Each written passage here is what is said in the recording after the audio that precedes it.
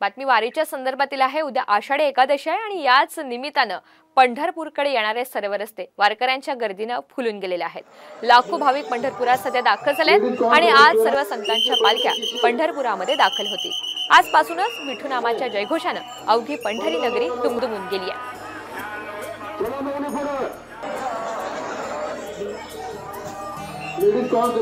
पंढरपुरातल्या महाद्वार चौकातून या गर्दीचा आढावा घेतलेला आहे आमचे प्रतिनिधी भारत नागणे यांनी।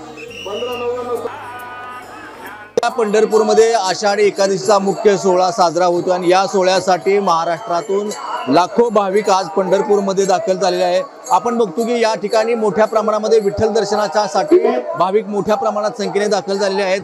आज सर्व संतांच्या पालख्या पंढरपूरमध्ये दाखल होत आहेत। विठू नामाचा जयघोष सुरू आहे। या वर्षी किमान 16 ते 17 लाख भाविक पंढरपूरमध्ये येतील असा प्रशासनाचा अंदाज आहे आणि त्याची प्रचिती आता आपल्याला या ठिकाणी येताना पाहायला मिळते आहे की जवळपास 8 ते 9 लाख भाविक आज पंढरपूरमध्ये दाखल झालेले आहेत। सगळ्या पंढरपूरमध्ये विठू नामाचा जयघोष सुरू आहे।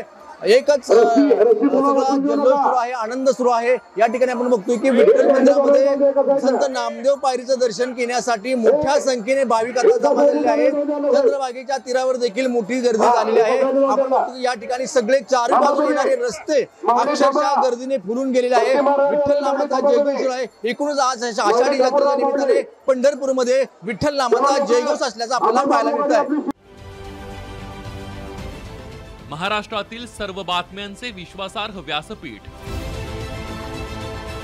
सकाळच्या सर्व सोशल मीडिया प्लॅटफॉर्मला लाईक, फॉलो आणि सबस्क्राइब करा।